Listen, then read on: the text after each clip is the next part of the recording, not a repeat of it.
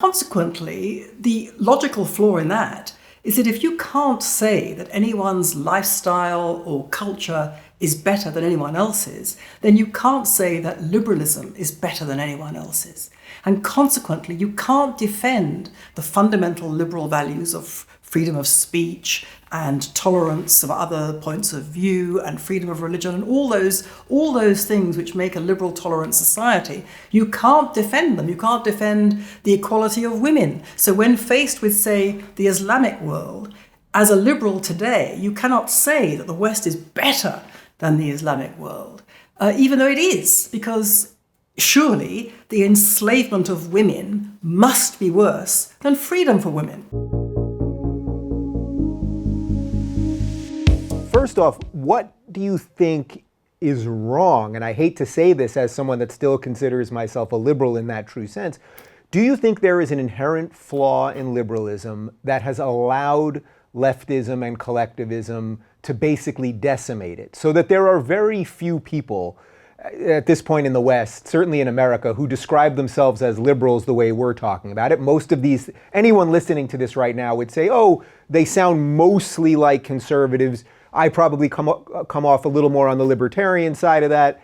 But do you think there is an actual flaw in the good sense of liberalism that allowed this monster in? Perhaps a protection that conservatism has that liberalism doesn't have?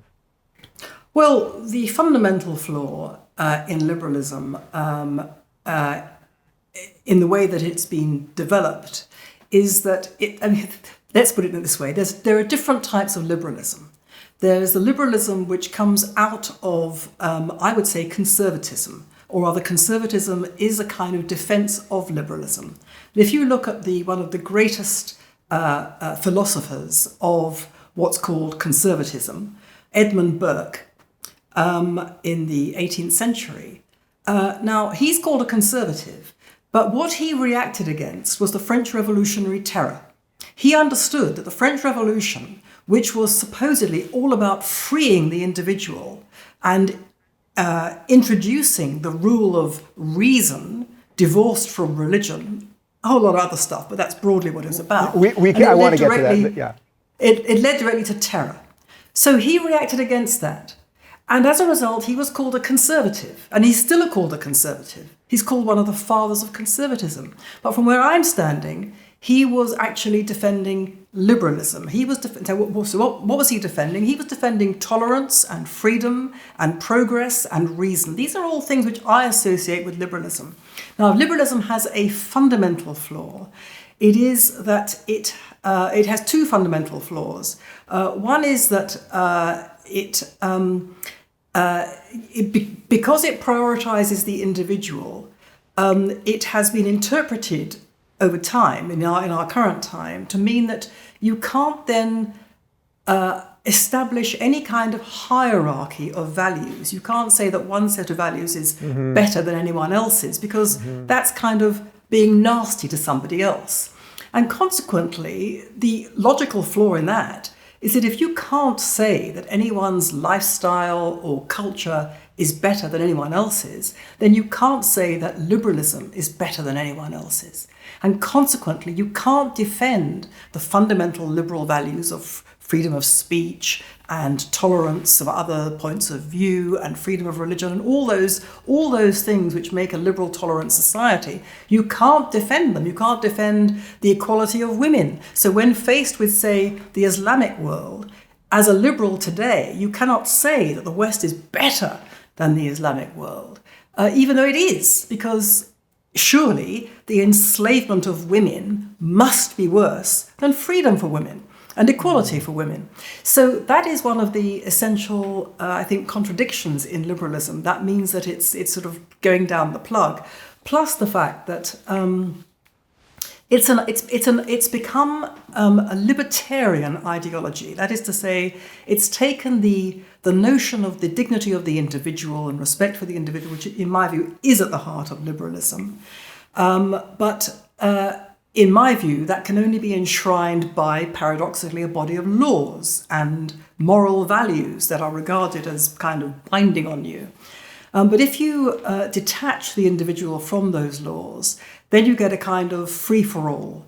And once you have a free-for-all, then it's everyone out for him or herself, and then you have the strong dominating the weak. And then you get to a situation very fast, which is where we've got to, where you don't have a liberal society, you have a tremendously illiberal society.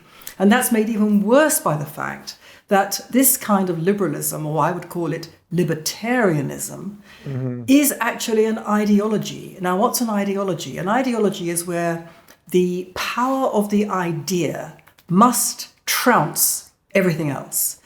You can't ever say the idea is wrong.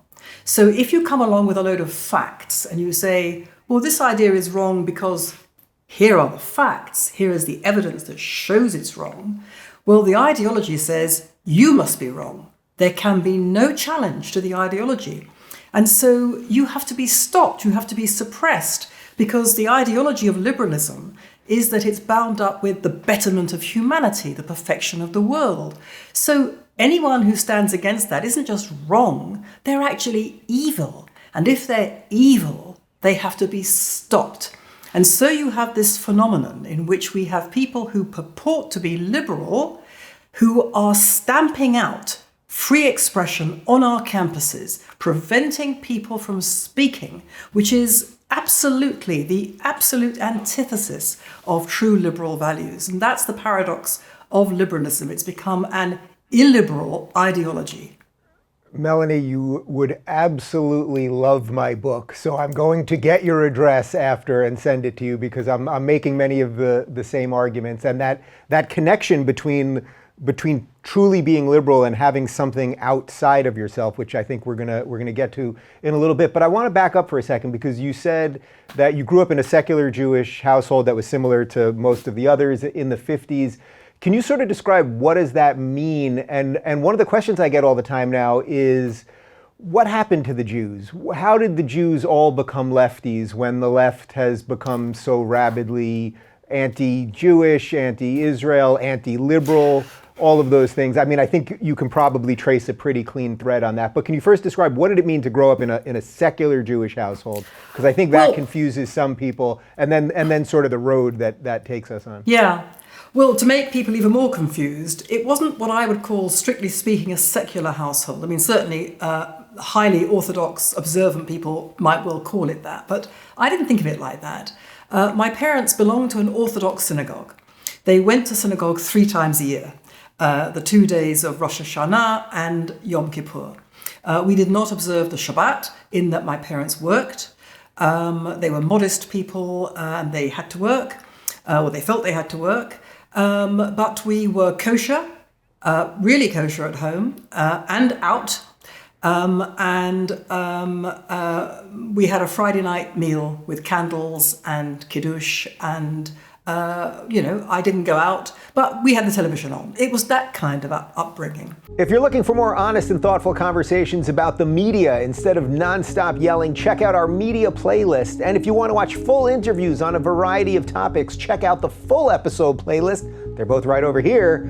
And to get notified of all future videos, be sure to subscribe and click the notification bell.